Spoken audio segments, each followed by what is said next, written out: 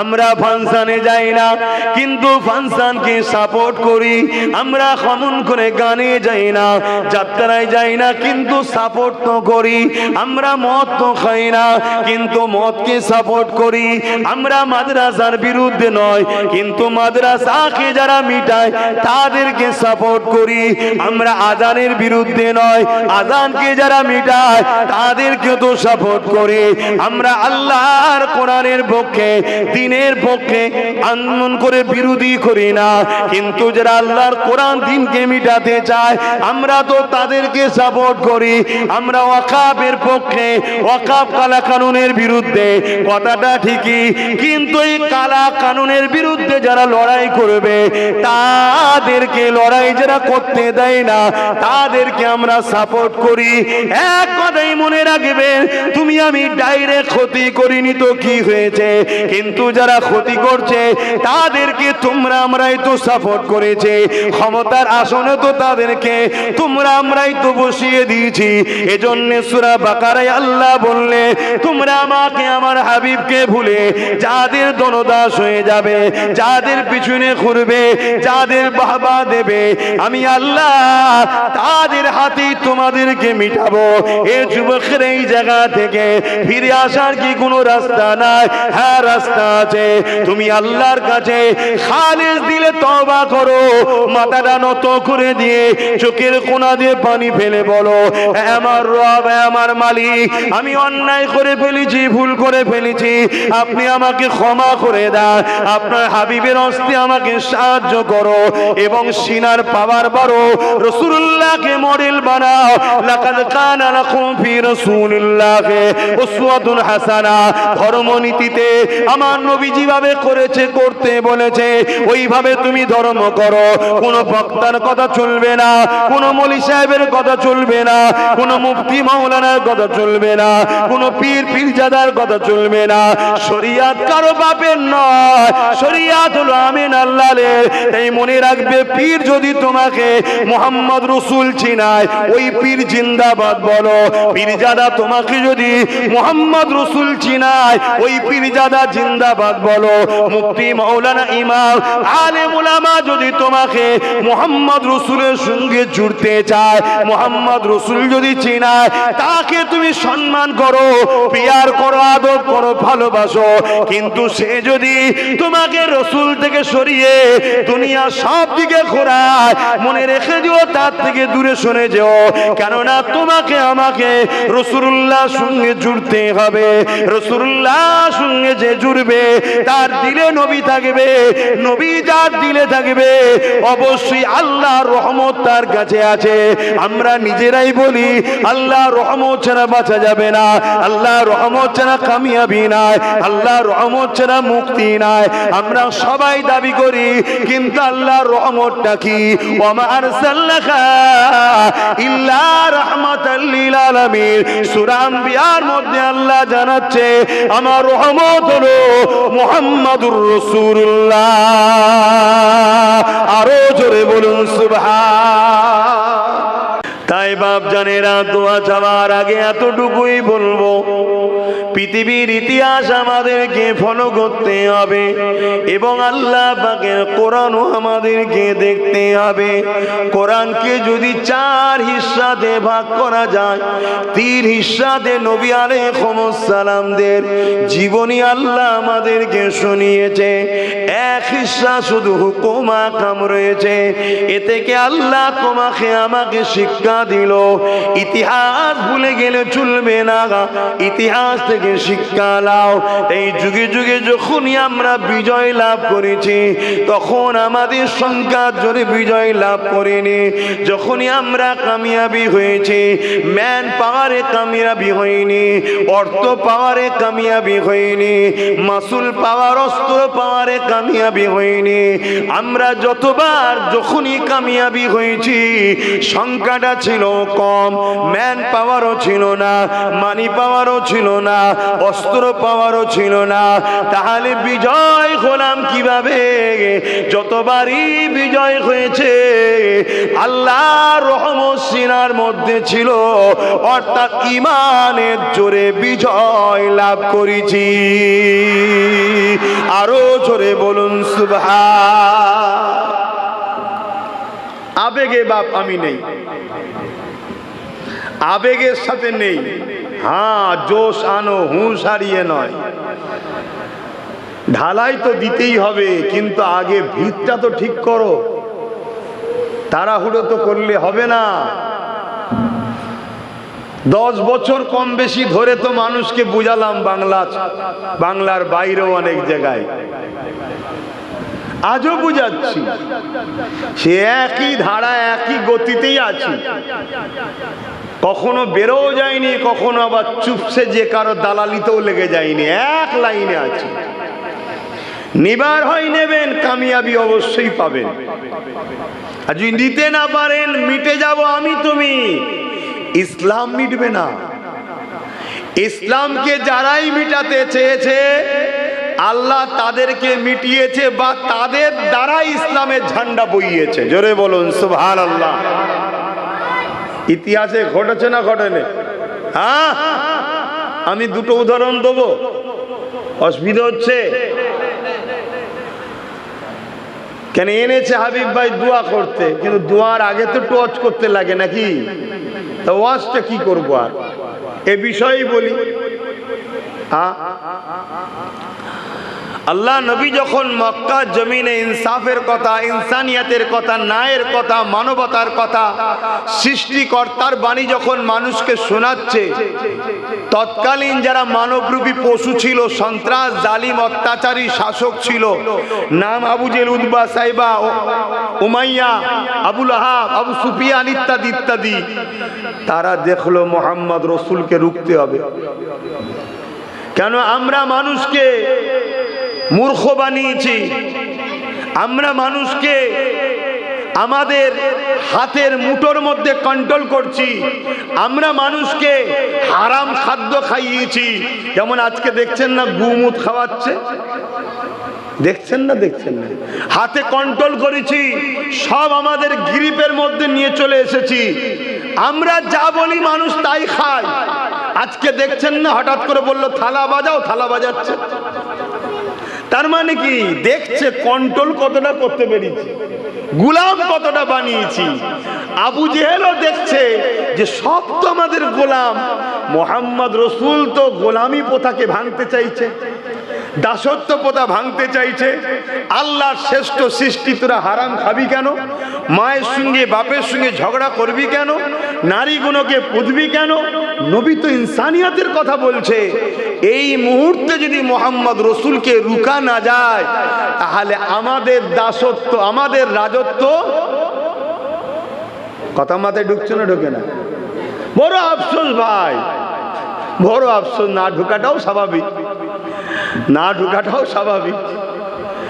কারণ হাজার রকম ঢুকে ঢুকে ঢুকে ঢুকে এখন ছোট মতো মানুষটার কথা কারো কাছে বাবাজির মতো, কারো কাছে ভাইয়ের মতো নাও ঢুকতে পারে, তবে খুব শিগগিরই আল্লাহ ঢুকিয়ে দেবে, চিন্তা করুনি। তো এই সময়তে আমার রাসূলুল্লাহকে আবু জেহেল রুখতে চাইল। কাবায় আমার নবী মানুষকে ন্যায়ের কথা বলছে, আবু জেহেল আমার নবীর গায়ে হাত পর্যন্ত তুলে দিল, যাতে আমার নবীর ভয়ে লজ্জায় আর না আসে। আল্লাহ নবী তাও মেসেজ দিচ্ছে। এভাবে 39 জন আমার নবীর হাতে হাত দিয়ে ইনসাফ, ইনসানিয়াত, ন্যায়, সত্য, কল্যাণ, মানব প্রেমের পক্ষে, ন্যায়ের পক্ষে আমার রাসূলুল্লাহ সাথে সাথ দিলেন। জোরে বলুন সুবহানাল্লাহ। কতজন? মাত্র 39 জন। আবু জেহেলের মাথায় বাজ পড়েছে। 39 জন।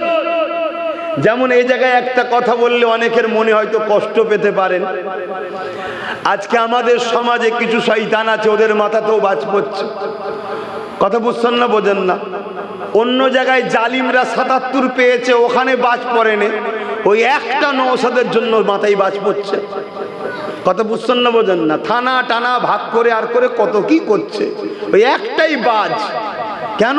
ইমানদার না উঠে পড়ে, ইমানদার না বেরিয়ে পড়ে। একটু টাচ দিলাম, অসুবিধা হলো নাকি? আবার অনেকের হতে পারে যে হুজুর জলসার মাহফিলি কথা বলবেন কেন? যদি তুমি বেশি বুঝে যাও তাহলে তুমি এখানে অজ করো, আমি ওখানে যে বসি, জিনিসটা তাহলে ভালো হয়। আর যদি বলো যে না, তাহলে নিবার হয় নাও, না নিবার হয় মাথা হ্যাট করে চলে যাও, কথা শেষ। তো ভাইরা আমার, আবু জেহেল আমার রাসূল পাক সাল্লাল্লাহু আলাইহি সাল্লামের পাশে 39 জন দাঁড়িয়েছে, এটা মেনে নিতে পারছে না। লাস্টে তার মন্ত্রী সবার মিটিং ডাকলো, আমলা চামলা সব ডেকেছে। ডাকার পরে তাদেরকে নিয়ে মিটিং করছে, কি করে মোহাম্মদ রসুলকে রুখা যায়। একজন পরামর্শ দিচ্ছে, মুখ ভর্তি দাড়ি, মাথায় টুপি, সুন্দর চেহারাওয়ালা একজন চলে এলো, এসে বলছে এক কাজ করে, একটাই সলিউশন, কি? কতল করে দাও। নাউজুবিল্লাহ বলে, অর্থাৎ আমাদের ভাষায় শহীদ করে দাও। ভাবতে পারছেন? আবু জেহেল বলল এটাকে আমি অ্যাকসেপ্ট করছি। সমস্ত নেতা যারা ছিল সবাই বললে অ্যাকসেপ্ট করছি, কিন্তু করবেটাকে? করবেটাকে? কেন? কোরাইশ বংশেরই সন্তান, করবেটাকে? ওই সময় ওই মজলিসে একটা 25 বছরের যুবক ছিল, নাম তানার উমার। কিন্তু আমি শুধু উমার বলতে পারবো না, রাদিয়াল্লাহু তাআলা আন বলবো, এখন তখন ছিল আলাদা, এখন ছিল আলাদা। উনি উঠে দাঁড়ালেন, এই আবু জেহেল, আমি করবো। বিনিময়ে কি দেবে? আবু জেহেল অফার দিল, এত উট, এত ঘোড়া, এত সোনা, এত কিছু। হযরত উমর ফারুক বলছে যদি না দাও তোমাকেও ছাড়বো না। দেবে তো? হ্যাঁ। হযরত উমর ফারুক তরোয়াল বার করে ফেললেন, ঘোড়ার পিঠে উঠে বললেন, উঠে রওনা দিতে লাগলো। খবরদার মনে রাখবেন, এই আলোচনা করছি তো ঠিকই, কিন্তু আমার রাসূলুল্লাহ বলেছেন আমার সাহাবাদের পিছনের আলোচনা তোমরা করবে না। কিন্তু আপনাদেরকে বোঝাবার জন্য বলছি, আল্লাহ কিভাবে পরিবর্তন করতে পারে।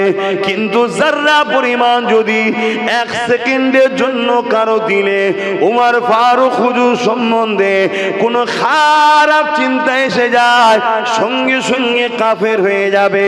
তাই খুব সাবধানে শুনবেন, খুব সাবধানে বুঝবেন। এ যুবকেরা, তরুণীরা, বাপেরা, হযরত ওমর ফারুক তরোয়াল নিয়ে রওনা দিলেন। যাবার সময় বলে যেতে লেগেছে, ও আবু জেহেল রে, 39 জন হয়েছে, 40 আর হতে দেব না। এই জমিনে আর নতুন করে কেউ ইসলাম আনতে পারবে না, কেননা মুহাম্মদ রাসূল দুনিয়া জমিনে আর থাকবে না। এই বলে ঘোড়ার পিঠে রওনা দিতে লেগেছে। রাস্তায় অনেক কিছু ঘটেছে, ওদিকে আমি যাচ্ছি না। এ যুবকেরা, ফেরেশতারা আলোচনা করতে লেগেছে। উমার দায়িত্ব নিয়েছে। আল্লাহ পাক বলতে লেগেছে, ফেরেশতারে চিন্তা করো না, উমারকে যেতে দাও, উমারকে যেতে দাও।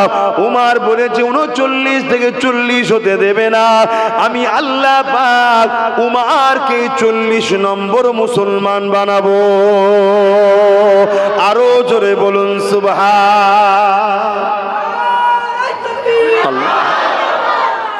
আল্লাহ। ইয়া রাসূলুল্লাহ, ইয়া রাসূলুল্লাহ। তাহলে আজকে যে মেটাতে চাইছে সেই উমর ফারুক হুজুরকে আল্লাহ নবী আলাইহিস সালামদের পরে আসমানের নিচে, জমিনের উপরে, আল্লাহর সৃষ্টির মধ্যে দ্বিতীয় সুপার সম্মানীয় ব্যক্তি বানিয়ে দিল। জোরে বলুন সুবহানাল্লাহ। আল্লাহ তার দিনের জন্য তিনি যথেষ্ট, ঠিক না? আর একজনের কথা বলি শোনেন, আবু জেহেল। আবু জেহেল ছিল গ্রেট বিয়াদব, ইসলামের সবথেকে বড় দুশমন। একদিন আমার নবী আসছে একদিক দিয়ে, আর ওই রাস্তার উল্টো দিক দিয়ে আবু জেহেলের ছেলে যাচ্ছে, ইকরামা রাদিয়াল্লাহু তাআলা যাচ্ছে। আমার রাসূলকে দেখে বুকে জড়িয়ে ধরে ফেলেছে ইকরামা। এই খবর আবু জেহেলের কাছে এলো। হে আবু জেহেল, আপনি আইন করেছেন মুহাম্মদ রাসূলের কাছে যে যাবে তাকে কতল করে দেওয়া হবে। আল্লাহ নবীর কাছে গেলে তাকে কতল করে দিবার আইন আবু জেহেল করেছিল।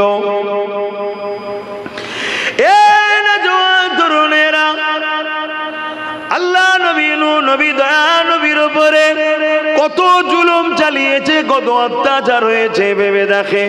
ওই সময় আবু জেহেলকে তার দলেরই একটা লোক বলতে লাগলো, এ আবু জেহেল, আপনি আমাদের সর্দার, আপনি আমাদের নেতা, আপনি আইন করেছেন মুহাম্মদ রাসূলের কাছে যে যাবে তাকে কতল করে দেওয়া হবে। এই আইনটা সবার জন্য সমান না খাস খাস লোকের জন্য এটার উল্টো হবে? আবু জেহেল বলতে লাগলো, না, আইন সবার জন্য সমান। যাক, এই জায়গায় একটা কথা বলতে লাগে, আগেকারের যারা বদমাইশ নেতা ছিল আর আজকেরকার বদমাইশ নেতাদের মধ্যে একটা পার্থক্য আছে। আগেকারের বদমাইশ নেতারা যাই হোক নাই হোক আইন যেটা করত নিজের ছেলের জন্য সেম বিচার করত। আর আজকাল বদমাইশ নেতা যারা, এরা আইন সমান করে না। গরিবের জন্য আইন এক, আর বড় লোকের জন্য বা নিজের দলের লোকের জন্য আইন আলাদা। ঠিক বলছি না ভুল বলছি? বল। এই দেখুন না, আনিস খানকে মেরে দিল, কোনো বিচার হলো না। আর ব্যারাকপুরে একজনকে এনকাউন্টার করলো, গুলি মারলো, মরলো কি জানি না, 24 ঘন্টার মধ্যে আসামিকে ধরে ফেললো। কেন? নিজের দলের লোক। দেখুন না, তিলোত্তমা বোনের এখনো কোনো বিচার হলো না। অথচ একজন হালকা বয়সের ছেলে শুধু বলেছে 10 লাখ টাকা দিচ্ছেন রেফের, তো উনার পরিবারের যদি কাউকে রেপ করে 1 কোটি টাকা দেওয়া হয়, ওনারা কি রাজি হবে? এটা জিজ্ঞাসা চিহ্ন। সঙ্গে সঙ্গে তাকে তুলে নিয়ে গেল, আজও জেল থেকে ছাড়ে না। এই দ্বিচারিতা হচ্ছে না, হয় না? মানে এরা আবু জেহেলের থেকেও বড় শয়তান হয়ে গেছে। তা আবু জেহেলকে জিজ্ঞেস করছে যে আইন সবার জন্য সমান না আলাদা কিছু আছে? আবু জেহেল বলছে না, সবার জন্য সমান। তো মুহাম্মদ রাসূলের কাছে তোমার ছেলে শুধু গেছে তা নয়, তোমার ছেলে মুহাম্মদ রাসূলকে বুকে করে জড়িয়ে ধরেছে, এখন কি বিচার হবে? আবু জেহেল বলছে, ছেলে তো কি হয়েছে, আইন সবার জন্য সমান। যাও, ওর মৃত্যুদণ্ড দেওয়া হলো, ওকে জঙ্গলে লিজে বেঁধে দাও, হিংস্র পশুরা ছিঁড়ে ছিঁড়ে খাবে। আবু জেহেলের কথা মতো ইকরামাকে নিয়ে যে বেঁধে দেওয়া হলো জঙ্গলের মধ্যে। 1, 2, 3 করে হিংস্র পশুগুলো আসতে লেগেছে, কিন্তু কেউ কাছে আসছে না। সবাই এসে গোল করে ঘিরে ইকরামার মুখের দিকে তাকিয়ে বসে থাকে। এই দৃশ্যটা দেখে ইকরামা বলতে লেগেছে, এ জঙ্গলে হিংস্র পশুরা, তোমরা আমাকে খাচ্ছ না কেন? আমার মতো হতভাগ্য কে আছে? আমার বাবা আমাকে মৃত্যুদণ্ড দিয়েছে, অপরাধটা কি? মুহাম্মদ রাসূলকে দেখে জড়িয়ে ধরে ফেলেছিলাম, এই জন্য আমাকে মৃত্যুদণ্ড দিয়েছে। ওই সময় একজন হিংস্র পশু একটা ভিড় ঠেলে সামনে চলে আসলো। আল্লাহ হুসাইয়ুন কাদির, যিনি আমাদের মুখে কথা দিয়েছে, তিনি মখলুকের সবার মুখে ভাষা দিয়েছে, জীবজন্তুর মুখ থেকে মানুষের মতো কথা বলতে পারবে। হ্যাঁ, কিয়ামতের সময় এক ধরনের পশু বেরোবে, দাব্বাতুল আরদ বলা হয়, যারা মানুষের সঙ্গে মানুষের মতো কথা বলতে লাগবে। এটা আল্লাহ পাকের ক্ষমতা। ওই হিংস্র পশু মানুষের মতো কথা বলতে লেগেছে। ইকরামা, অবশ্যই তোমাকে খেয়ে ফেলতাম, কিন্তু তোমাকে খাওয়া আমাদের জন্য হারাম হয়ে গেছে, কেননা তোমার শরীর থেকে আখিরি নবী নূর নবীর শরীরের খুশবু পাওয়া যাচ্ছে। আরো জোরে বলুন সুবহান। আজকে বুঝতে হবে, নবীর খুশবু ইকরামার গা থেকে বেরোচ্ছে। ইকরামা কিন্তু তখন ঈমান আনে না, এক আল্লাহ মানে না, আবু জেহেলেরই সাথে আছে। ওই লাত উজ্জা টুজ্জা এইসব মাননেওয়ালাই তখন ছিল। শুনছেন তো? তার শরীরে মুহাম্মদ রাসূলকে জড়িয়ে ধরেছে, খুশবুর জন্য খাওয়া যদি হারাম হয়ে যেতে পারে, তাহলে আমাদের দিলে যদি রসুল থাকে, দুনিয়ার কোনো জালিমের জন্য আমাদের জুলুম করতে পারবে না, এবং জাহান্নামও আমাদের জন্য আল্লাহ হারাম করে দেবে। জোরে বলুন সুবহানাল্লাহ। কিন্তু রসুল দিলে আছে কই? আমরা তো সবাই বলি রসুল মানি, আমি ওই মানার কথা বলছি না, ওই মানার কথা বলছি না। কোন মানা? রসুল যেটা বলেছে, লা ইউমিনু আহাদুকুম হাত্তা আকুনা হাব্বা ইলাইহি মিন ওয়ালিদিহি ওয়া ওয়ালাদিহি ওয়ান নাস আজমাইন। সব কিছুর থেকে, বাপ মার থেকে, স্ত্রীর থেকে, সন্তানের থেকে, এমনকি নিজের জানের থেকে বেশি রসুলকে ভালোবাসবে যে, সেই তো ঈমানদার। জোরে বলুন সুবহানাল্লাহ। আমরা সামান্য দুনিয়ার স্বার্থে রসুল আমাদের দিলে আছে কো? বল। আজ কেন্দ্রে যে সরকার বসে আছে, আমরা সবাই জানি সে ইসলামের দুশ্মন, মুসলমানের দুশ্মন এবং দেশেরও দুশ্মন। এটা আমরা জানি না? জানি না? একটু হ্যাঁ কি না বলেন। কিন্তু আমার রাজ্যে যিনি বসে আছে, ইনি যে মাদ্রাসার শিক্ষকগুলো বন্ধ করে মাদ্রাসাগুলো শেষ করছে, এটা আমরা জানি না? জানি না? কথা বলেন। কিন্তু এর পিছনেও হাজার হাজার উলামারা দালালি করছে না, করেনি? তাহলে ঈমান আছে কোথায়? বলুন, ঈমান আছে কোথায়? দাড়ি আল্লাহ কারে অনেক আছে, নামাজ তো আল্লাহ কারে অনেক, টুপি অনেক, মসজিদ অনেক, মাদ্রাসা অনেক, সবই আছে। আমি ঈমানের কথা বলছি, ঈমান সিনার পাওয়ারের কথা বলছি। আপনি দাড়ি দেখাচ্ছেন, আব্দুল্লাহ ইবনে উবাই নাম শুনেছেন? আপনি নামাজ দেখাচ্ছেন, আব্দুল্লাহ ইবনে উবাই নাম শুনেছেন? যে নবীকে ইক্তেদা করে নামাজ পড়তো। আপনি হজ দেখাচ্ছেন, আব্দুল্লাহ ইবনে উবাই নবীর সঙ্গে হজ করেছে। আপনি জিহাদ দেখাচ্ছেন, আব্দুল্লাহ ইবনে উবাই নবীর সঙ্গে জিহাদে গেছে। আপনি কোরআন পড়ার কথা বলছেন, আব্দুল্লাহ ইবনে উবাই নবীর থেকে কোরআন পড়া শিখেছে। আপনি এলেমের কথা বলছেন, আব্দুল্লাহ ইবনে উবাই নবীর থেকে এলেম নিয়েছে। কিন্তু কোরআন ঘোষিত সে জাহান্নামী। কিছু বুঝছেন আমার কথা? একটু বিস্তারিত বলি, তবে বুঝতে পারবেন। আর অসুবিধা হচ্ছে না তো? পিছনের ভাইদের অসুবিধা হচ্ছে, একটু হাত তুলে বলবেন। অসুবিধা হচ্ছে না তো? কেন আমার হজ ভাই সবাই নিতে পারেন, অনেকের অসুবিধে হয়। যে এইসব কথা বলার কি দরকার? প্লেন কথা বলে গেলে হয় না। এ তো আবু জেহেল মার্কা কথা। আবু জেহেল তো বলেছিল মোহাম্মদ রসুল ফিতনা লাগাচ্ছে, এসব কথা বলা কি দরকার? হ্যাঁ, 1 বছর আমরা তোমার খোদাকে মানবো, 1 বছর তোমরা আমার খোদাকে মানবে। কথা বুঝছেন না? বোঝেন না? যেমন আমাদের সমাজে চলছে ধর্ম যার যার উৎসব সবার। কথা বুঝছেন না? বোঝেন না? হ্যাঁ, কোন পীর পীরজাদা মুলি সাহেব ইমাম সাহেবের মুখের বিরুদ্ধে শুনেছেন? একটু হ্যাঁ কি না বলুন।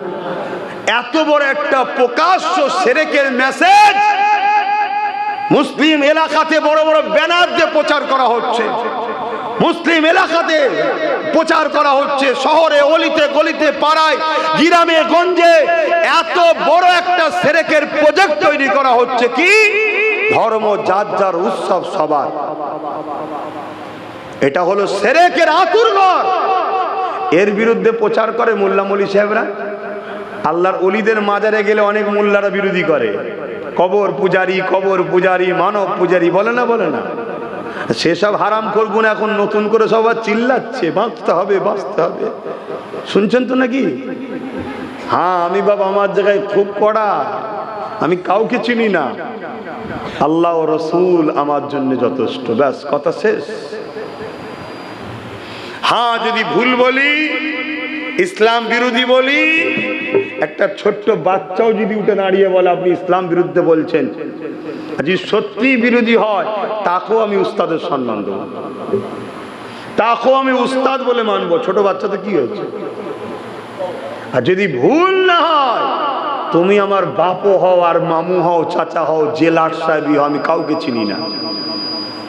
কথা কি বুঝতে পারছেন তো নাকি? হ্যাঁ, মজবুত হতে হবে বাপ। নীতিতে যদি মজবুত না হও, শেষ হয়ে যাবে। যে স্কুলের ইউনিফর্ম, যে স্কুলের কি বলে নিয়ম কানুন গুলো দুর্বল, ওই স্কুল চলে না। যে স্কুলের রেজুলেশন যত শক্ত, নিয়ম যত শক্ত, নিয়ম যত কড়া, ওই স্কুল দেখবেন সমাজের নাম কামায়। আজকে সব দুগলা মার্কা মুসলমান, আমরা সব জায়গায় তাল মিলাই, সব ঠিক আছে, সব ঠিক আছে, সব ঠিক আছে। আমার নবী বলছে একটা ঠিক, আমরা বলছি সব ঠিক। তাহলে নবী ভুল বলেছে?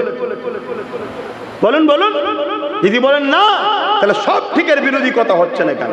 সব ঠিক কেউ বলছে যখন তার বিরুদ্ধে বলা হচ্ছে না কেন? নবী বলছে একটা ঠিক, সব ঠিক নয়। মানুষ দেখতে সবাই, নবী বলছে আশরাফুল মখলুকাত মানুষ। কোরআন বলছে এই মানুষই আবার চতুষ্পদ জন্তু শূকরের থেকেও খারাপ। তাহলে আপনি মানুষ দেখলেই শুধু বললে হবে হ্যাঁ মানুষ হয়, মানুষ হয়, মানুষ হয়? আপনাকে কোরআনের কথা মাথায় রাখতে হবে না? এই মানুষই তো তিলক তোমাকে রেপ করেছে, আর ঠিক না বেটি?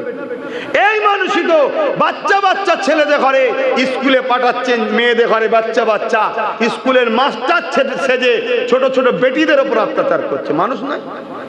এই বাচ্চারাই, এই মানুষই তো 3 মাস বছরের একটা বাচ্চাকে 300-র উপরে গুলি করেছে প্যালেস্তাইনে। এই মানুষই তো। ওই বাচ্চাটা কার বাচ্চা? ওই যে কোণে মোবাইলে হাত তুলে বসাচ্ছে, ওই বাচ্চাটা কার? এই যে এখানে ওই বাচ্চাটা কার? কার বাচ্চাটা বলুন? এভাবে ছেলেগুলোকে ধ্বংস করেননি। আপনাদের মোবাইল আপনাদের বাচ্চাগুলোকে তিলে তিলে মারবে। আপনাদের মোবাইল আপনাদের বাচ্চাগুলোকে দোদগে দোদগে মারছে, আপনি বুঝতে পারছেন না। আর যদি বাচ্চা পছন্দ না হয় দোদগে দোদগে না মেরে গলা টিপে মেরে দেন না, কাজ মিটে যাবে। দোদগে দোদগে মারছেন কেন? হ্যাঁ, আমি প্রায় জায়গায় বলি বাচ্চাদের হাতে মোবাইল দিও না। যেদিন ও নিজের পায়ে দাঁড়াবে, ইনকাম করতে শিখবে, তুই বাবা তোর কিনে নিবি, বল তোকে কি লাগবে সব দেবো, কিন্তু পড়াশোনার টাইম তোর এখন, তোর হাতে মোবাইল থাকবে কেন? ভালো খাবি খা, ভালো জামা পরি পর, ভালো থাকবি থাক, সব দাও। কেন দেবেন? আল্লাহ দিয়েছে দাও। তা বলে মোবাইল দিতে হবে? আমার অসুবিধা হচ্ছে তো নাকি? রাগ হচ্ছে না মনে মনে? হুজুরের বেটা কিছু বলতে পারছি না, যখন বলতেই পারেন না, সোজা রাস্তা তো আনবেন না, আসবেন না, মিটে যাবে। আর যদি বলেন যে না আপনি ঠিক বলছেন, পরিবর্তন হন, পরিবর্তন হন। এই মোবাইল এমন রেডিয়েশন আছে, বাচ্চাদের ব্রেনের রসগুলো শুকোচ্ছে। আপনার বাচ্চা অন্য বাচ্চাদের কম্পিটিশনে ভালো রেজাল্ট করতে পারবে না। আপনার বাচ্চা আস্তে আস্তে এই মোবাইলের রেডিয়েশনে চোখে কম দেখবে। আপনার বাচ্চা এই মোবাইল দেখছে, ওয়াচ দেখতে দেখতে বীজখানে একটা নাচ আসছে যেটা অর্ধ উলঙ্গ। আপনার বাচ্চা কালকে মায়ের সঙ্গে এই ফটোকে মিলাবে। আমি এর চেয়ে বেশি ডিপি আর ঢুকতে পারছি না। কোথায় নিয়ে যাচ্ছি আমরা বাচ্চাগুলোকে?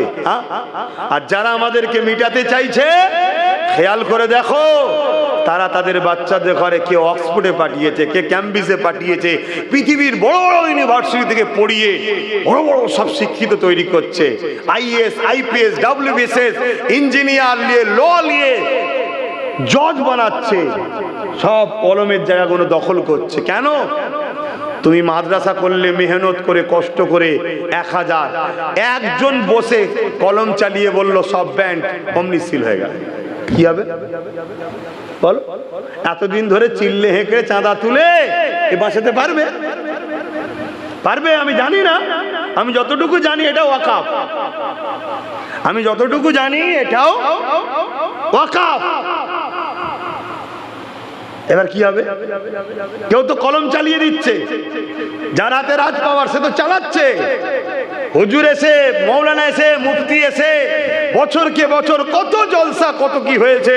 কখন এ স্বপ্ন দেখেছো এটা পাহারা দিবার জন্য লাঠি দরকার? স্বপ্ন দেখেছো? এবার লাও। কি হবে? আল্লাহ যদি খাস দয়া হয়, সুপ্রিম কোর্ট যদি এটাকে বাতিল করে তো ভালো, নাই মনে রেখে দিও। তুমি মনে করোনি আমার গ্রামের মধ্যে আমরা অনেক মোল্লা আছি। ওই মুর্শিদাবাদের লোক হাড়ে হাড়ে বুঝে গেছে কদিন আগে। নেটকে বন্ধ করে আধা সামরিকের নামে চপ্পলওয়ালা গুন্ডা ঢুকিয়ে দিয়েছে, পিটিয়ে লাল করে দিচ্ছে। কত মেরে সাফ করে দিচ্ছে, কোনো খবর আছে? খবর কোথা পাবে? হ্যাঁ, পুরুষ মানুষ তো ছুটে পালাবে, তারপরে ঘরে কারা থাকে বলে বলে পুরুষ আর আছে এখানে? তারপরে চপ্পলওয়ালা ঢুকে যে কি করছে কেউ দেখছে? আমি আর বেশি ডিপ বলছি নি, বুঝতে পারছো তো নাকি? কখনো ভেবেছিলে এইগুলোকে রুকার জন্য আমাদেরও লাঠি দরকার? আব্বাস সিদ্দিকী বলাতে ওপর থেকে নিজে পর্যন্ত পীর পীরজাদা মোল্লা মলি সাহেব বাদ দিয়েছে নাকি কেউ আমাকে বলতে? কি না বলেছে আমাকে, কি না করেছে, হ্যাঁ বলো না, এবার ফু দাও না, বন্ধ হয়ে যাবে তো। হ্যাঁ, ফুঁয়ের জায়গায় ফু দিতে হয় আর ওষুধের জায়গায় ওষুধ দিতে হয়। দাওয়া দুয়া দুটো লাগে। আমি ফুঁয়ের বিরুদ্ধে নয়, কেন সাহাবা হুজুররাও ফু দিয়েছে, কথা বলছে বিরুদ্ধে নয়, কিন্তু ফুঁয়ের জায়গায় ফু দিয়েছে। আবার বদরের ময়দানে খাজুরের ডাললে আল্লাহ একবার বলে লেগেও গেছে। আবার মদিনায় রাসূলুল্লাহ 10টা বছর রাষ্ট্রের প্রধানও হয়েছে। তাহলে সবটা দরকার আছে না নাই? হ্যাঁ বাপ, আমার কথা মনে হচ্ছে কষ্ট হচ্ছে। কোথায় গেল বাড়িওয়ালা? মুরব্বিটা কই?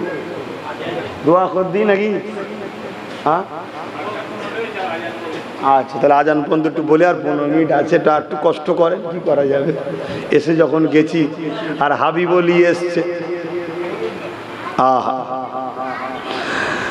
আফসোসের বিষয়, দুঃখের বিষয়, এ যুবকেরা, তরুণীরা, বাপেরা, এ আমার নবী পাকের প্রেমিকেরা, নামাজ আল্লাহ পাকের হুকুমরা পড়তে হবে, রোজা আল্লাহ পাকের হুকুম রাখতে হবে, যাকাত মালদার দিওকে দিতে হবে, মালদার দিওকে হজ করতে হবে, দাড়ি রাসূলুল্লাহ সুন্নত রাখতে হবে, টুপি রাসূলুল্লাহ সুন্নত পড়তে হবে।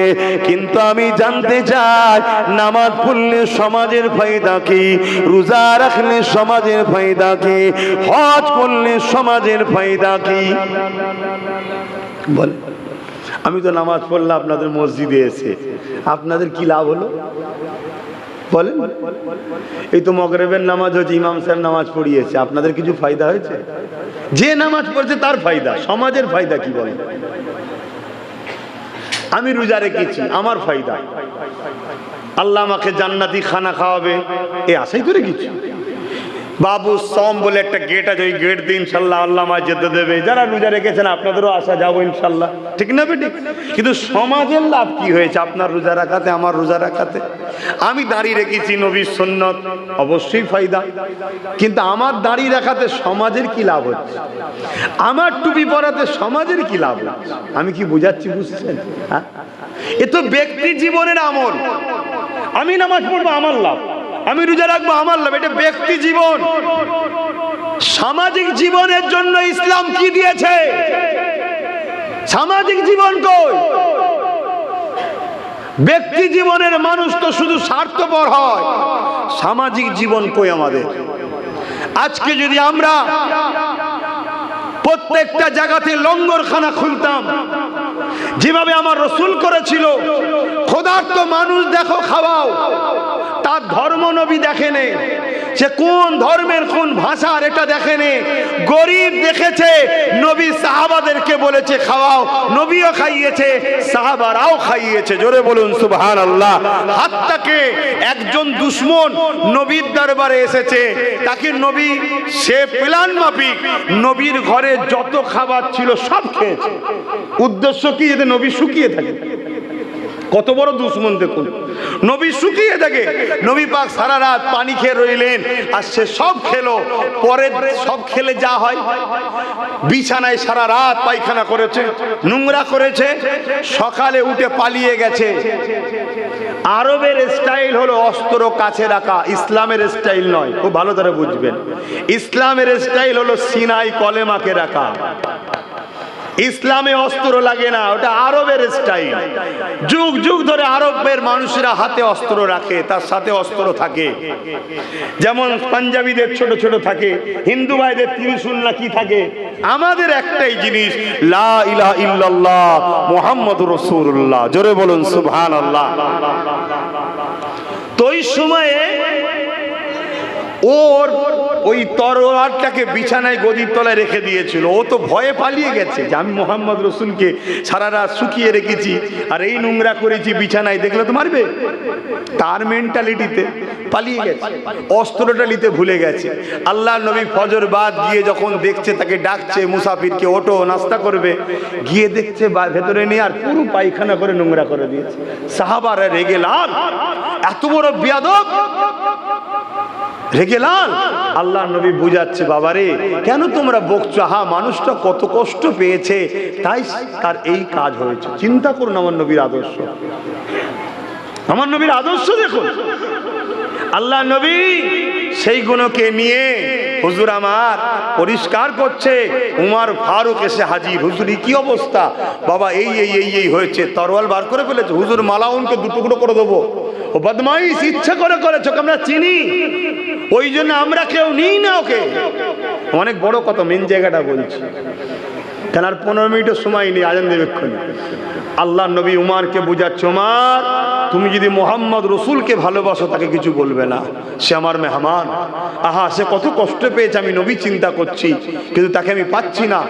এমন সময় ও তরোয়াল নিবার জন্য গোপনে গোপনে আসছিল। এক গাছের আড়ালে লুকিয়ে লুকিয়ে আমার রসুলের এই কথা শুনছে, সাহাবাদেরকে বুঝাচ্ছে। নবীর এই আদর্শ দেখে ও ছুটে এসে আমার নবীর কদমে লুটিয়ে পড়েছে। মোহাম্মদ, আমি ইচ্ছা করি আপনাকে কষ্ট দিয়েছি এবং আমি অস্ত্র নিয়ে এসেছিলাম আপনাকে কতল সুযোগ পেলে করব, কিন্তু আপনি এত ভালো মানুষ, আমি কলেমা পড়ে মুসলমান হয়ে যাই। জোরে বলুন সুবহানাল্লাহ। শুনছেন কি বলছি? তাহলে খোদার্থ আজকে শিখ পাঞ্জাবিরা দেখুন আমার নবীর এই আদর্শকে নিয়েছে। তারা গরিবদের পেলেই খানা খাওয়ায়, গরিব পেলেই খাওয়া খায়।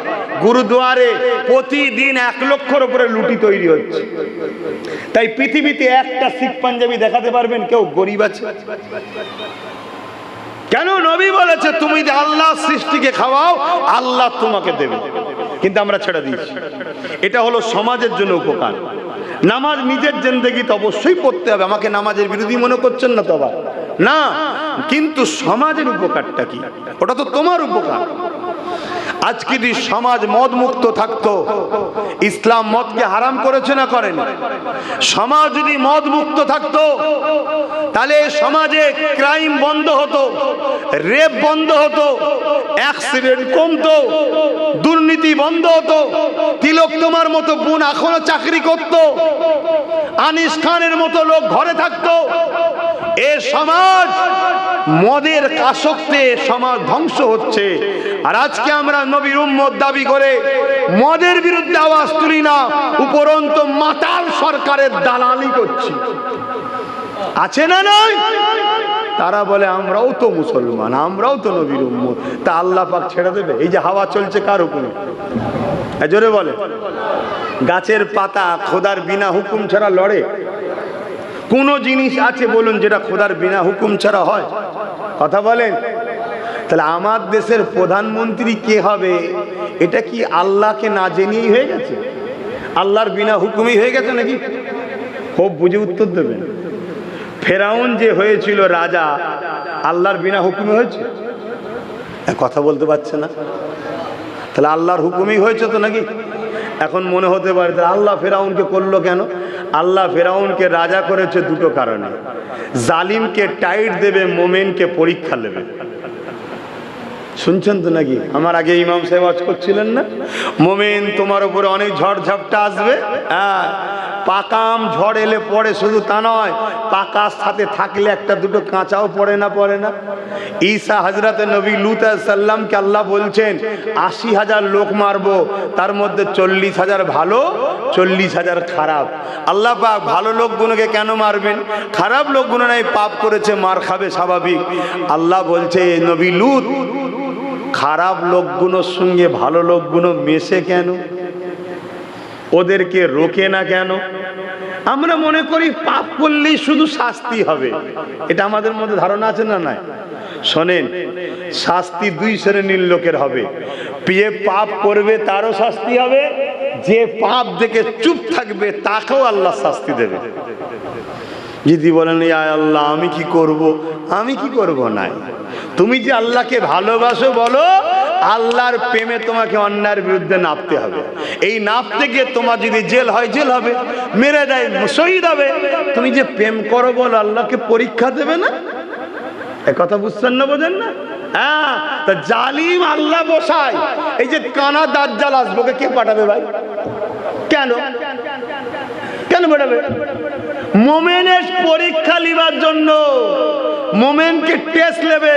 আমরা যে বলি আল্লাহ তোমায় ভালোবাসি, এর পরীক্ষা লিবার জন্যে।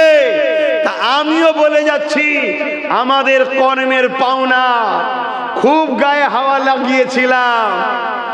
আল্লাহ জালিমকে বসিয়েছে, ক্ষমতার জোরে একটার পর একটা আইন করছে। দেখো, এবারে তুমি যদি বলো আমি হিসাবে নেই, ও মসজিদ যাচ্ছে যাক, মাদ্রাসা যাচ্ছে যাক, আল্লাহ তোমাকে কিয়ামতের দিনে বলবে আমার ঘরের জন্য যখন তুই ছিলিস না, তা আমার জান্নাত তোকে দেবো কেন? যা জাহান্নামে। আর তুমি যদি বলো আমি মসজিদ মাদ্রাসার জন্য আছি, তোমাকে জালিম পুলিশ না বিয়ে পিটিয়ে লাল করবে, যেমন ভাঙরে পিটালো রাজ্য সরকারের পুলিশ। দেখছো না? দেখুন, অতএব মার খেলেও তোমাকে লড়তে হবে। যতক্ষণ জান আছে তোমাকে হকের পক্ষে লড়তেই হবে। আমি বুঝাতে পারছি তো নাকি? তাহলে খোদার বিনা হুকুম ছাড়া কিছু হয় না। কিন্তু আল্লাহ বলেছে যে জাতি পরিবর্তন হতে চায় আমি তাকে হেদায়েত দিই, সাহায্যও করি। জোরে বলুন সুবহানাল্লাহ। আল্লাহ সূরা বাকারার মধ্যে এটাও বলছে, যখন তোমরা আমাকে ও আমার হাবিবকে ভুলে যাদের দলদাস হয়ে যাবে, যাদেরকে অনুসরণ করে চলবে, আমি আল্লাহ তাদের হাতেই তোমাদেরকে মিটাবো। কথা মাথায় ঢুকছে? শুনছেন তো? আমরা আল্লাহ রসুলকে ছেড়েছি না ছাড়িনি? বলুন বলুন। আমরা ফাংশনে যাই না, কিন্তু ফাংশনকে সাপোর্ট করি। আমরা খমন করে গানে যাই না, যাত্রায় যাই না, কিন্তু সাপোর্ট তো করি। আমরা মদ তো খাই না, কিন্তু মদকে সাপোর্ট করি। আমরা মাদ্রাসার বিরুদ্ধে নয়, কিন্তু মাদ্রাসাকে যারা মিটায় তাদেরকে সাপোর্ট করি। আমরা আজানের বিরুদ্ধে নয়, আজানকে যারা মিটায় তাদেরকে তো সাপোর্ট করি। আমরা আল্লাহর কোরআনের পক্ষে, দিনের পক্ষে আন্দোলন করে বিরোধী করি না, কিন্তু যারা আল্লাহর কোরআন দিনকে মিটাতে চায় আমরা তো তাদেরকে সাপোর্ট করি। আমরা ওয়াকাফের পক্ষে, ওয়াকাফ কালা কানুনের বিরুদ্ধে, কথাটা ঠিকই, কিন্তু এই কালা কানুনের বিরুদ্ধে যারা লড়াই করবে তাদেরকে লড়াই যারা করতে দেয় না তাদেরকে আমরা সাপোর্ট করি। এক কথাই মনে রাখবেন, তুমি আমি ডাইরেক্ট ক্ষতি করিনি তো কি হয়েছে, কিন্তু যারা ক্ষতি করছে তাদেরকে তোমরা আমরাই তো সাপোর্ট করেছে। ক্ষমতার আসনে তো তাদেরকে তোমরা আমরাই তো বসিয়ে দিয়েছি। এজন্য সূরা বাকারায় আল্লাহ বললে, তোমরা আমাকে আমার হাবিবকে ভুলে যাদের দলদাস হয়ে যাবে, যাদের পিছনে ঘুরবে, যাদের বাহবা দেবে, আমি আল্লাহ তাদের হাতেই তোমাদেরকে মিটাবো। এ যুবকের এই জায়গা থেকে ফিরে আসার কি কোনো রাস্তা নাই? হ্যাঁ, রাস্তা আছে। তুমি আল্লাহর কাছে খালিস দিলে তওবা করো, মাথাটা নত করে দিয়ে চোখের কোনা দিয়ে পানি ফেলে বলো, আমার রব, আমার মালিক, আমি অন্যায় করে ফেলেছি, ভুল করে ফেলেছি, আপনি আমাকে ক্ষমা করে দেন।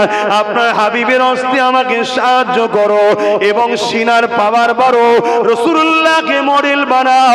লাকাদ কানা লাকুম ফি রাসূলিল্লাহি উসওয়াতুন হাসানা। ধর্মনীতিতে আমার নবী যেভাবে করেছে, করতে বলেছে, ওইভাবে তুমি ধর্ম করো। কোনো বক্তার কথা চলবে না, কোনো মৌলভী সাহেবের কথা চলবে না, কোনো মুফতি মাওলানার কথা চলবে না, কোনো পীর পীরজাদার কথা চলবে না। শরীয়ত কারো বাপের নয়, শরীয়ত হলো আমিন আল্লাহর। তাই মনে রাখবে, পীর যদি তোমাকে মুহাম্মদ রাসূল চিনায়, ওই পীর জিন্দাবাদ বলো। পীরজাদা তোমাকে যদি মুহাম্মদ রাসূল চিনায়, ওই পীরজাদা জিন্দাবাদ জিন্দাবাদ বলো। মুফতি মাওলানা ইমাম আলেম উলামা যদি তোমাকে মুহাম্মদ রাসূলের সঙ্গে জুড়তে চায়, মুহাম্মদ রাসূল যদি চেনায়, তাকে তুমি সম্মান করো, পিয়ার করো, আদর করো, ভালোবাসো। কিন্তু সে যদি তোমাকে রাসূল থেকে সরিয়ে দুনিয়া সব দিকে ঘোরায়, মনে রেখে দিও তার থেকে দূরে সরে যেও। কেননা তোমাকে আমাকে রাসূলুল্লাহর সঙ্গে জুড়তে হবে। রাসূলুল্লাহর সঙ্গে যে জুড়বে তার দিলে নবী থাকবে, নবী যার দিলে থাকবে অবশ্যই আল্লাহর রহমত তার কাছে আছে। আমরা নিজেরাই বলি আল্লাহর রহমত ছাড়া বাঁচা যাবে না, আল্লাহর রহমত ছাড়া কামিয়াবি নাই, আল্লাহর রহমত ছাড়া মুক্তি নাই। আমরা সবাই দাবি করি, কিন্তু আল্লাহর রহমতটা কি? ওয়া মা আরসালনাকা ইল্লা রাহমাতাল লিল আলামিন। সূরা আম্বিয়ার মধ্যে আল্লাহ জানাচ্ছে আমার রহমত হলো মুহাম্মাদুর রাসূলুল্লাহ। আরো জোরে বলুন সুবহান। নবী কই আমাদের কাছে বলেন? খুব সাবধান, আমাদের মেন্টালিতে ঢুকে গেছে। আমি নামাজ পড়ি তো, আমি রোজা রাখি তো, আমি হজ করেছি, আমার দাড়ি আছে, আমি মুফতি সাহেব, আমি পীর, আমি পীরজাদা, আমি বক্তা। এই মেন্টালিটি আমাদের মধ্যে ঢুকে গেছে। রেখে দিয়ে যা, মুহাম্মদ রাসূল আছে কি বল? নেই তো। চতুষ্পদ জন্তুর থেকেও তোর দাম কম। কিয়ামতের দিনে পা দুটো উপর করে আল্লাহ পিটিয়ে পিটিয়ে ফেরেশতাদের জাহান্নামে ঢুকাবে। তুই পীর তো কি হয়েছে, পীরজাদা তো কি হয়েছে, মুফতি তো কি হয়েছে, বক্তা তো কি হয়েছে, নামাজি তো কি হয়েছে, রোজাদার তো কি হয়েছে, হুজুর আছে কি বল? আমার কথা শুনছেন তো নাকি? হ্যাঁ, খুব ভালো করে বুঝেলেন। সময় যদি আল্লাহ সাথ দেয় একটা উদাহরণ দিয়ে যাচ্ছি, বুঝাচ্ছি আপনাদেরকে। হযরত আবু বকর সিদ্দিক রাসূল পাক সাল্লাল্লাহু আলাইহি ওয়াসাল্লামের শ্বশুর এবং প্রথম খলিফা, প্রথম সাহাবী। আল্লাহ নবীর হাতে হাত দিলেন। আমি যে কথা তখন বলতে গিয়ে চলে গেলাম। আব্দুল্লাহ ইবনে উবাইও নবীর হাতে হাত দিলেন। হযরত আবু বকর সিদ্দিক নবী ইমাম, নবীর পিছনে দাঁড়িয়ে নামাজ পড়ে। আব্দুল্লাহ ইবনে উবাইও নামাজ পড়ে। হযরত আবু বকর সিদ্দিকের মুখে দাড়ি, মাথায় টুপি, জুব্বা, পাগড়ি, শুনছেন তো নাকি? আর আব্দুল্লাহ ইবনে উবাইয়েরও দাড়ি, টুপি, জুব্বা, পাগড়ি। হযরত আবু বকর সিদ্দিক হজ করেছে নবীর সাথে, আব্দুল্লাহ ইবনে উবাইও করেছে। হযরত আবু বকর সিদ্দিক রাসূলুল্লাহর সাথে জিহাদের ময়দানে গেছে, আব্দুল্লাহ ইবনে উবাইও গেছে। হযরত আবু বকর সিদ্দিক রোজা রেখেছে, আব্দুল্লাহ ইবনে উবাইও রোজা রেখেছে। হযরত আবু বকর সিদ্দিক নবী কোরআন তেলাওয়াত করে শিখায়, নবীর মজলিসে বসে কোরআন শেখে, আব্দুল্লাহ ইবনে উবাইও কোরআন শেখে। হাত্তাকে যখন নবী মদিনার নবাবী শরীফে আসে, আব্দুল্লাহ ইবনে উবাই দাঁড়িয়ে গিয়ে বলে, চুপ করো, মুহাম্মদ রাসূল আসছে, বিয়াদবি নয়। আজান দিচ্ছি। দরুদ শরীফ আল্লাহুম্মা সাল্লি আলা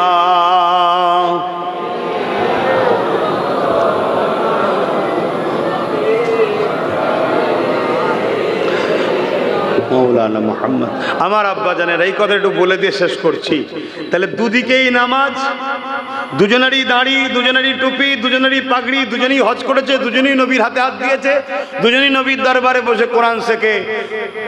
কিন্তু হযরত আবু বকর সিদ্দিক জান্নাতের সার্টিফিকেট পেয়েছে দুনিয়া থেকে। জোরে বলুন সুবহানাল্লাহ। আব্দুল্লাহ ইবনে উবাই দুনিয়া থেকেই কোরআন ঘোষিত জাহান্নামী প্রমাণ হয়েছে। কথা শুনছেন না? শুনেন। কারণ কি?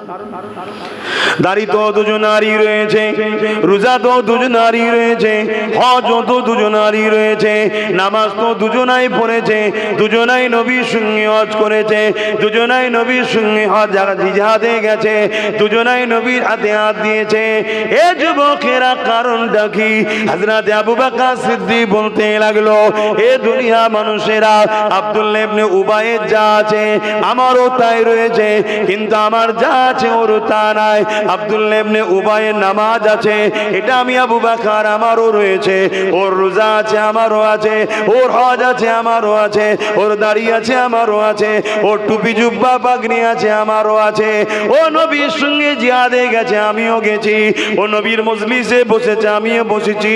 এদিক দিয়ে ওর যা আছে আমারও তাই আছে, কিন্তু আমার যা আছে ওর তা নাই। হযরতে আবু বকর সিদ্দিক আপনার কি আছে? হযরতে আবু বকর সিদ্দিক বলেছিল আমার দিনের মধ্যে আল্লাহ নবীর প্রেম ও আদব রয়েছে, যেটা আব্দুল্লাহ ইবনে উবাইয়ের নাই। তাই নামাজ দাড়ি টুপি সব থাকার পরও ও জাহান্নামী কোরআন ঘোষিত হয়ে গেল। ঈমান থাকার জন্য আবু বকর জান্নাতে সার্টিফিকেট পেল। নবী পাক সাল্লাল্লাহু আলাইহি ওয়াসাল্লাম বলছে এক মুসলমান আর এক মুসলমান মুমিন মুসলমানকে যদি ঘৃণা করে সে জান্নাতের খুশবু পাবে না। আর এখন তো দেখছি উল্টো জিনিস, বেঈমান কাফেরের জন্য মোল্লা মলি সাহেব থেকে শুরু করে সবাই মুমিন ভাইদেরকে কেস দিচ্ছে, মারছে, জুলুম করছে, করছে না করে না? তাহলে এরা কিসের মুসলমান? এরা কোন কোয়ালিটির মুনাফিক? কথা মাথায় ঢুকছে না ঢোকেনি? রসুল বলছেন এক মুমিন মুসলমান যদি আর এক মুমিন মুসলমানকে ঘৃণা করে সে জান্নাত যাওয়া তো দূরের কথা খুশবু বলুন পাবেন। আর আজকে আমরা কি দেখছি বল? বেঈমান কাফের মুনাফিক ইসলামের দুশমনদের ঘরে খুশি করার জন্য আজকে নিজের পীরের বংশের আওলাদদের ঘরেও পর্যন্ত গাল দিচ্ছে। এ মুসলমান আছেন না? না নবীর খানদানকেও ছোট বড় কথা বলছে, আছেন না? না কেন? যদি জানতাম তোর লড়াইটা আল্লাহর জন্য, লড়াই করার উদ্দেশ্য কি থাকবে? মানা হাব্বালিল্লাহ, আল্লাহর জন্য ভালোবাসবে। ও আবগাদালিল্লাহ, আল্লাহর জন্য দুশ্মনী হবে। ও আতালিল্লাহ, আত্মীয়তা হবে আল্লাহর জন্য। মানা আলিল্লাহ, বিচ্ছেদ হবে আল্লাহর জন্য। ফাকাদ ইস্তাকমালাল ঈমান, এরাই তো প্রকৃত ঈমানদার, এরাই তো ঈমানের মজা পায়। হয় আল্লাহর জন্য। হ্যাঁ বলুন। অতএব আসুন, এখনো সময় আছে। আমল যদি কম হয়, আমল যদি কম হয়, আল্লাহ বড় দয়ালু, ময়দানে মাফ করে দিতে পারেন।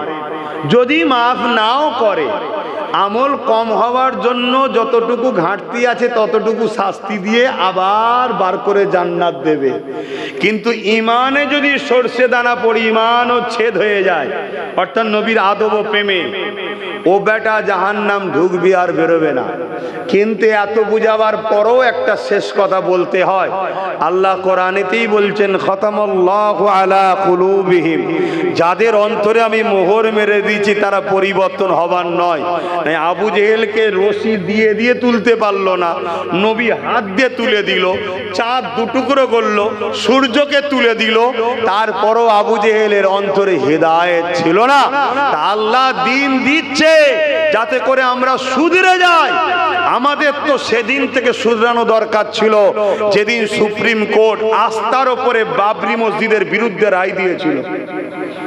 সেদিন আমাদের ঘুম ভাঙা দরকার ছিল, সেদিন আমাদের জাগা দরকার ছিল যে বাবরি নিজেকে শহীদ করে আমাদেরকে জাগাতে চাইছে। হে উম্মতে মুহাম্মাদি, ঘুমাস না। হে উম্মতে মুহাম্মাদি, ফাসিক ফাজেল বেহুদা মুনাফিক বেঈমানদের নেতৃত্ব মানিস না। মুহাম্মদ রাসূল বলেছে কুরাইশের নেতৃত্ব তোরা মানবি, তোরা কুরাইশের পিছনে দাঁড়া।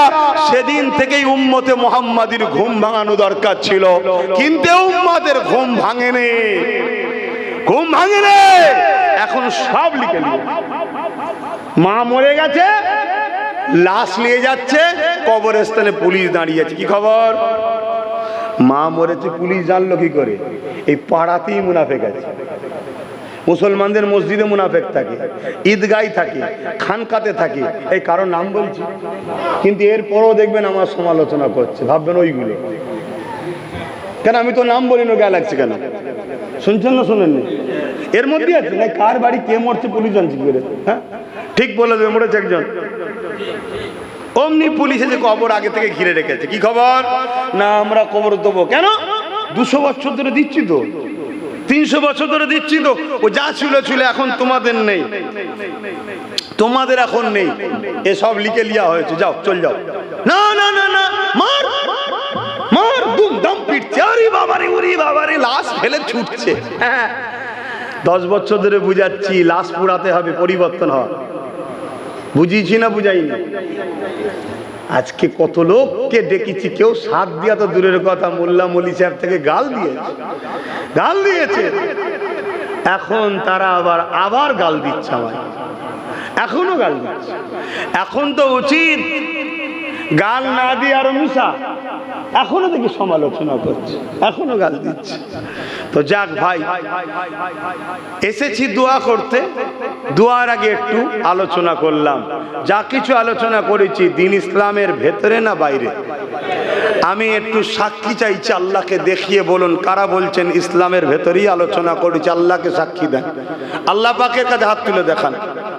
আলহামদুলিল্লাহ, আল্লাহ আমি আপনার দ্বীনের কথা বলেছি, এতগুলো বান্দা সাক্ষী দিচ্ছে, আপনি কবুল করে নেন, বলুন আমিন। তাহলে দ্বীনের বিরুদ্ধে যখন বলিনি, শরিয়াতের তরোয়াল কার গর্দানে লাগবে আমার দেখার দরকার নাই। আসুন সালাম দেব। ইয়া নবী,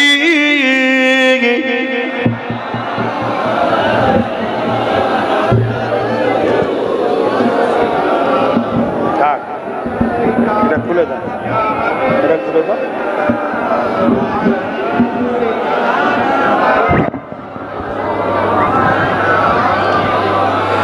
طلع البدر علينا من شنيات الوداع وجب الشكر علينا ما دغى لله أهداي يا نبي سلام يا رسول يا حبيب سلام سلام يا نبي مدينة خوতে সব কিছুই পারেন দেখিতে, মোদের লাশ কবরে রাখিলে লইবেন আপন করে নবী সালাম ইয়া রাসূল ইয়া হাবিব সালাম সালাম। সকলে বসুন। বালাগাল উলা বিকামালিহি কাসাবাত তুজা বিজামালিহি হাসানাত জামিউ সালিহি সাল্লু আলাইহি ওয়া আলিহি আল্লাহুম্মা সাল্লি আলা সাইয়্যিদিনা মাওলানা মুহাম্মদ ওয়া আলা আলিহি।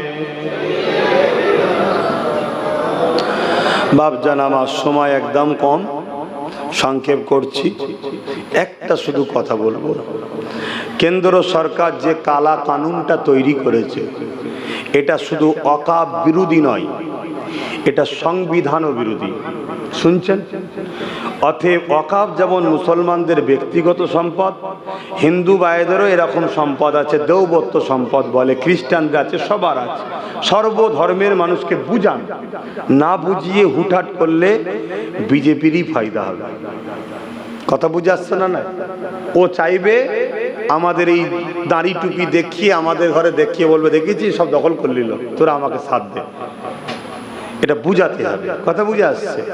দ্বিতীয় নম্বর, এটা সব থেকে বড় জিনিস হচ্ছে ওয়াকাফ যে কালা কানুন তৈরি করেছে সংবিধান বিরোধী। তাহলে কেন্দ্র সরকার যখন সংবিধানের বিরুদ্ধে নেমেছে, তাহলে সংবিধান তো সবার, সব ধর্মের লোককে এক হয়ে কিন্তু আন্দোলন করতে হবে। কথা মাথায় ঢুকছে? দ্বিতীয় নম্বর কথা, ঠিক তেমনই এটাও মনে রাখবেন, আমার রাজ্যে 75 থেকে 85 বিঘে কম বেশি সম্পদ রাজ্য সরকারও ঝেড়ে খাচ্ছে, এটা মাথায় রাখবেন। কথা মাথায় ঢুকছে না? ঢুকেনি? ওটাকে উদ্ধার করতে হবে। এটাও মনে রাখবেন, মাদ্রাসা 2024 তা থেকে কোরআনের সিলেবাসটাকে তুলে দিয়েছে আমার রাজ্যে। কথা মাথায় ঢুকছে? তাহলে সব শিয়ালের একটাই ডাক, ঠিক তেমনি সব দুশ্মনের একটাই ডাক, কেউ প্রকাশ্য, কেউ ঘোমটা দিয়ে। যার দরকার মুসলিম ভোট, সে আমাদের দরদি সেজে আমার ধর্মের ক্ষতি করছে। যার মুসলমান ভোট লাগবে না, সে প্রকাশ্য আমাদের একটা বড় সমাজকে আমাদের বিরোধী তৈরি করে, তাই ডাইরেক্ট আমাদের দুশ্মনী করছে। দুশ্মন আমাদের সবার। তাহলে এই জায়গায় কি করতে হবে? এই জায়গায় হিকমতের সঙ্গে কাজ করতে হবে। কি? তার মধ্যে থেকেই মন্দের ভালো যেগুলোকে বলছে সমাজে, এরকম কথা শোনা যায়, মন্দের ভালো। তা ঠিক আছে, মন্দের ভালোকে সাপোর্ট না করে মন্দের ভালোর সঙ্গে পার্টনার করো। পার্টনারে বিজনেস হয়, পার্টনারে জমি কিনা হয়, পার্টনারে অনেক কিছু হয়। তা পার্টনারে রাজনীতি করো, তা না হলে কিন্তু যেই যাবে ক্ষমতায় সেই শোষণ করবে আমাদেরকে, আর সেই বলবে দিল্লি যাও। কথা মাথায় ঢুকছে? এজন্য ইসলামের স্বার্থে আমি আপনাদেরকে 3টে কথা বলবো। এই আইনকে রুখার রাস্তা আছে। যখন আইন হয়ে যায়, আইনের অস্ত্র দিয়ে কাটতে হবে, তার জন্য সুপ্রিম কোর্টে যেতে হবে। তাই সবার উচিত রাজ্য সরকারকে ভালোবেসেই বলো যে আপনি সুপ্রিম কোর্টে যে কেস করুন। ঝগড়া করতে বলছি না, ভালোবেসেই বলো। 8টা রাজ্য গেছে, আপনি যাবেন না কেন? একটা রাজ্যের সিএম কেস করা রাজ্যের পক্ষ থেকে, আর সাধারণ লোক কেস করা এক কি ভাই? তা তাকে বলো সবাই মিলে, তার সাথে অনেকের খাতির আছে, ফটো দেখা যায়, তো তাদেরকে বলো না যে আপনারা একটু বলেন, চাপ দেন, কেস করেন। কি গো, যদি সত্যিই দরদি হয় কেস করবে না? করবে না? 8টা রাজ্য করেছে, করবে না কেন? তবে হ্যাঁ, যাকে এই সমাজের একটা বড় অংশ গাল দিয়েছিল, সেই নবী বংশের বাচ্চা নওশাদ কিন্তু কেস করেছে। একটা হায়ার হয়ে কি বলে শুনানি হয়েছে, সেই শুনানিতে একটু নিঃশ্বাসের আস্থা পাওয়া গেছে। কিন্তু নিঃশ্বাসের আস্থা নিয়ে কি করবেন? জজ যদি ঠিক মতো না হয়, জজ চেঞ্জ করে দেবে। রাজ পাওয়ার দরকার, এজন্য বলেছিলাম মাথা মোটা মুসলমান বোঝে না তো। আর আমি হুজুর ঠিক আছে, আপনি হুজুর ঠিক আছেন, ইনি হুজুর ঠিক আছে, আমাদের ছেলেগুলোকেও নামানো দরকার তো না। শুধু দালালি করো আর পয়সা লাও। খড় খাবো না, খড়ে গা ঘষবো, এ চিন্তাধারা তো সব ভরে গেছে। আজও দালাল ঘুরে বেড়াচ্ছে। আমি সব বলি বলে এখন আমাকে অনেকে চাটছে, দেখছেন না ফেসবুকে চাটছে। এর উত্তর আমি দেবো, ছাড়বো না, একটু ওয়েট করুন। আর দালাল প্রমাণ আল্লাহ করাবে দরকারে, ওরা প্রমাণ হবে জাতির দালাল। কথা বুঝে আসছে? ইনশাআল্লাহ, হ্যাঁ ইনশাআল্লাহ। আগেও প্রমাণ হয়েছে, আবার প্রমাণ হবে। তো যাক, তাহলে এক হলো কি, আইনের হয়েছে, আইনের অস্ত্র দিয়ে কাটতে হবে। তার জন্য কোথায়? Supreme court. তাহলে কেস করো, যত কেস বাড়বে লাভ আছে না নাই? যত এমএলএ আছে, যত এমপি আছে, সবার কেস করা দরকার আছে না নাই? যারা আমাদের পক্ষে, যেমন নওশাদের সাথে যদি আরো গোটা 40 থাকতো, তাহলে আরো 40টা কেস বাড়তো। তো যাক, এই একটা। দ্বিতীয় হলো কি, যে ক্ষমতায় ওরা আইন করেছে, সংখ্যা গরিষ্ঠতা এমপি দেখিয়ে, রাজ পাওয়ার দেখিয়ে, আর রাজ্যসভাতেও সংখ্যা গরিষ্ঠতা দেখিয়ে পাস করিয়েছে। দেরি হলেও আমাদের ঘরে ওই মন্দের ভালো যারা আছে বলছে, আমি বলি না, তাদেরকে নিয়ে, সেকুলার নামে যেসব গুণ আছে তাদেরকে নিয়ে ওই পাওয়ার তৈরি করতে হবে। পার্টনারশিপে ওদেরকে জিতালে হবে না, নিজেকেও পার্টনারে থাকতে হবে। চেয়ারের একটা পায়া, আজকে যদি একটা পায়া আমাদের থাকতো, তাহলে কেস করতে যেত না? যেত না? না হয়তো পায়া খুলে নিতাম, পড়ে যেত সরকার। হাই রে হাই রে হাই রে। যাক, দেরি হলো বোঝো, জানি না আল্লাহ সাথ দেবেন কিনা, তারপরও আশা তো করতে বলেছে আল্লাহ। তাহলে ওই ক্ষমতা তৈরি করে আবার যেমন ওরা আইন করেছে, আমাদের ঘরেও আইন করতে হবে সংখ্যাগরিষ্ঠতা দেখিয়ে, ওটা বাতিল, নতুন করে আইন হবে, অকাপই থাকবে। অকাপের জায়গাকে দখল করে যে যা প্রমোটিং করে বিল্ডিং টিল্ডিং করেছে সব সম্পদ অকাপের চলে যাবে। এই প্রচার যদি প্রত্যেকটা প্রোগ্রাম থেকে হয়, যারা এই পুঁজিপতি অকাপ নিতে চাইছে তারা কি আর জমি নেবে মনে হয়? কথা বলে না তো। আরে সেন্টারে যে সরকার বসে আছে এর লক্ষ্য একটাই, এ মুসলমানদেরও নয় হিন্দুদের নয়, এ পুঁজিপতি আর কর্পোরেটদের ভালো ভালো জায়গা বিক্রি করে দাও, শুধু কোটি কোটি টাকা নিয়ে পালিয়ে যাও। এমনি তো বলেছে मैं फकीर आदमी हूँ झूला लेके भाग जाएंगे, পুরো দেশকে লুটে পালাবে, এই ধান্দা চলছে।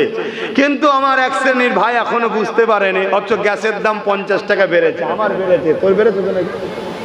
সবার বেড়েছে। তাহলে সেই জায়গায় সব বেটাই বিপদে।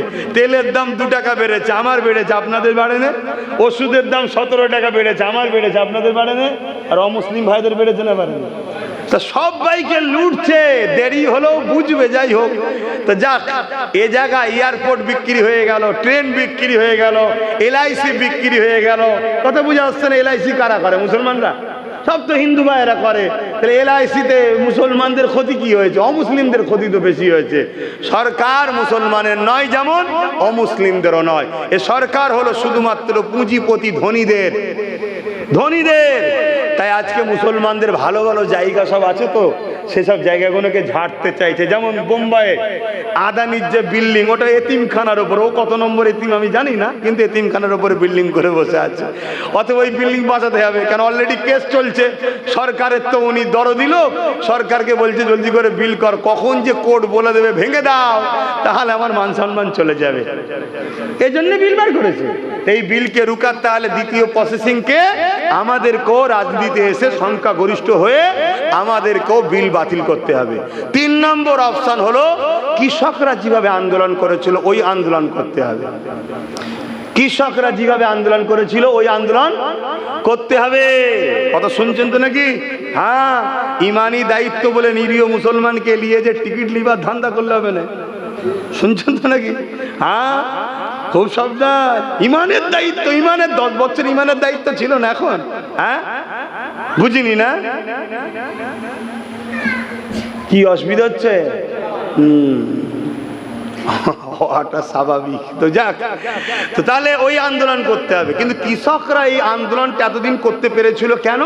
কৃষকদের পিছনে ওই রাজ্যের সরকার ছিল, পাঞ্জাব সরকার সাথ দিয়েছিল। তাহলে আমাদের ঘরও আমাদের সরকারকে বলতে হবে, বিভিন্ন সেকুলার সরকার যারা আছে, বাম, কংগ্রেস, টিএমসি, বলতে হবে যে তোমরা সাথ দাও। পাঞ্জাব সরকার টাকা দিয়েছিল, খাবার দিয়েছিল, গাড়ি দিয়েছিল, তেল দিয়েছিল, কেউ মারা গেলে 2 লক্ষ করে 3 লক্ষ করে টাকা দিয়েছিল। শুনছেন তো নাকি? তুমি যদি বলো অকাপ করতে দেবো না, তাহলে তুমি সাথ দিচ্ছ না কেন? বলছো না আমি তো বলেছি করতে দেবো না, তুমি তো বলেছিল ডবল চাকরি দেবে। কটা পেয়েছে? যা 26,000 ছিল সব রাস্তায় বসে গেছে। তুমি তো বলেছিলে মাদ্রাসা 10,000 করে দেবো, কটা দিয়েছে? উপরন্তু যা মাদ্রাসা আছে সব বেদখল হচ্ছে। তুমি তো বলেছিলে 1 সপ্তাহ 1 মাসের মধ্যে আনিস খানের বিচার হবে, হয়েছে? একটা কথা তুমি সত্য প্রমাণ করতে পেরেছো?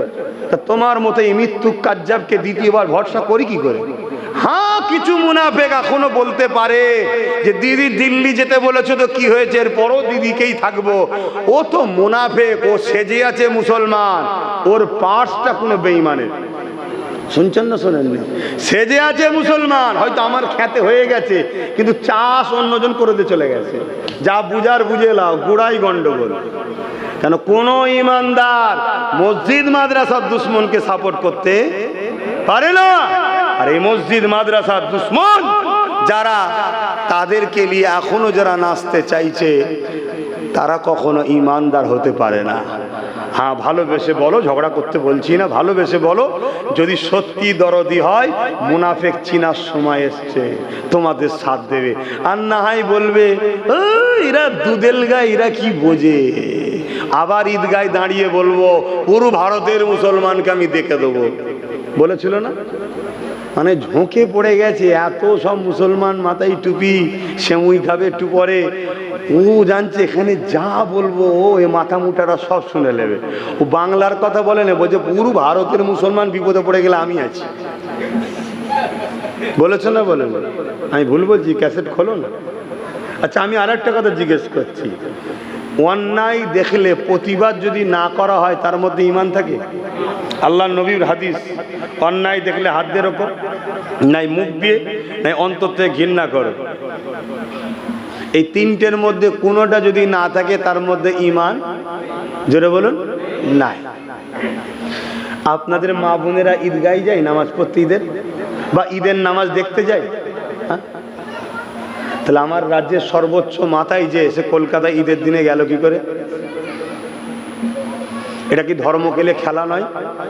এক কথা বলে, মানে মুসলমান কিছু এমন হয়ে গেছে যে আল্লাহর আইনের বিরুদ্ধে গিয়ে আমি তোমার সাথে আছি, শুধু মাল দাও, শুধু পাঠিয়ে দাও। শুনছেন তো নাকি? সে নাই অমুসলিম, জানে না, নাই তর্কের খাতিরে ছেড়ে দিলাম। যারা ইমাম থেকে শুরু করে ওই রেড রোডের কমিটি আছে, ওই শয়তানগুলো কি করছিল? একটা একটা পাক্কা ইবলিশের চালা শয়তান, সব আমার ধর্ম কেলে খেলা করছে। শুনছেন না শোনেননি? এখন কারো মাথায় ঢুকতে পারো অত বড় বড় সব প্রবীণ আলেম, প্রবীণ দাড়ি টুপি, প্রবীণ বয়স্ক লোককে শয়তান বলছেন? মাথায় ঢুকতে পারে? ইবলিশ শয়তানকে তো অনেক বয়স হয়ে গেছে রে, দাদা শয়তান বলা যাবে না? ইবলিশ শয়তান তো অনেক বড় দাড়ি টুপি আছে, একদম আর বলা যাবে না, আল্লাহর ওলি বলতে হবে তাহলে বাদ থেকে। হ্যাঁ, শয়তান শয়তান, তুই আমার ধর্ম খেলে খেলা করছিস? হ্যাঁ, আখরি জামানা আল্লাহ রসুল বলেছেন ঈমান হাতের তালুতে আগুন রাখার থেকে ঈমান বাঁচানো কষ্ট। আখরি জামানায় মসজিদ ভর্তি লোক ভর্তি থাকবে, একটাও জান্নাতি থাকবে না, একটাও ঈমানদার থাকবে না। যাক, সংক্ষেপ করছি। হাবিবের কিছু অসুবিধা হচ্ছে নাকি?